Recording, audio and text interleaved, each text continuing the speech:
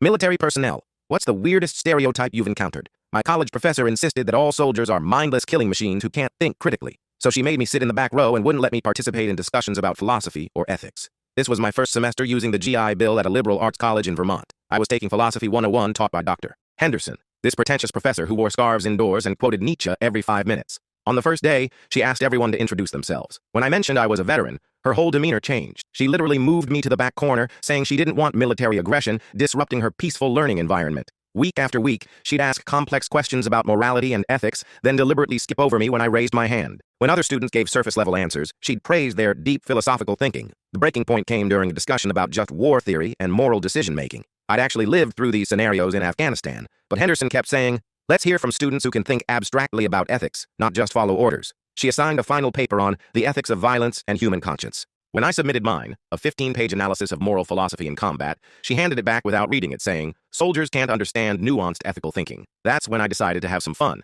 I asked to meet with the department head to discuss my academic challenges. I brought along my transcripts and military records for context. The department head's eyes got wide when he saw my file. Before enlisting, I had graduated summa cum laude with a double major in philosophy and ethics from Georgetown. I'd also published 3 papers on moral philosophy in peer-reviewed journals, but it gets better. My military job wasn't infantry. I was a chaplain who spent 4 years counseling soldiers through moral dilemmas in combat zones. I had a master's in theology and was working on my PhD in applied ethics. The department had asked if I'd guest lecture about practical ethics in Henderson's class. I said absolutely. The next week, Henderson introduced the guest expert on military ethics, without knowing it was me. She spent 5 minutes praising how rare it was to find someone bridging academic philosophy with real-world experience. When I walked to the front, her face went white. I spent an hour discussing Kant's categorical imperative and Aristotelian virtue ethics in combat decision-making, referencing my published research and actual experiences. After class, she mumbled an apology about assumptions. I told her, maybe the most ethical thing you could do is question your own prejudices before judging others.